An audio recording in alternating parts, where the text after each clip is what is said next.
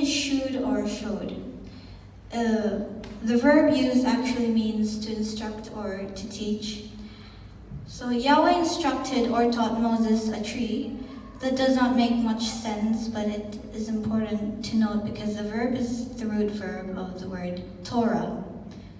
Torah means instruction, and it specifically refers to the instruction or law that God gave Moses on Mount Sinai for how the Israelites were to live in the covenant with this God, who brought them up out of Egypt.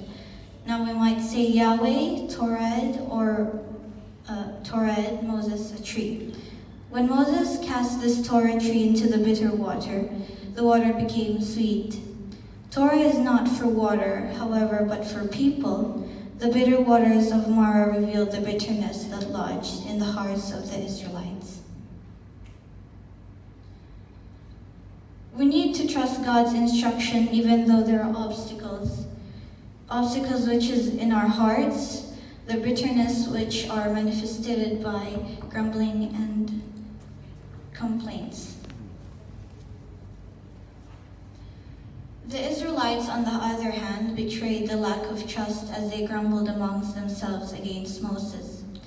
What comes evident in the face of Marah is that the Israelites needed deliverance more than just Pharaoh. We need deliverance from our grumbling and mumbling and bitter selves. And Yahweh is set to bring about the deliverance. Yahweh Torah's Moses a tree of transformation. Amen. Now the second one is a tree, and that symbolizes the cross. Amen. Jesus is our Torah, our transforming word from Yahweh on and for life. As we receive and follow Jesus, and as we become Jesus-centered, we discover a healing transformation being worked within our hearts. It is the internal journey from the bitter waters of Marah to the 12 springs of Elim, from the barren desert to 70 palm trees.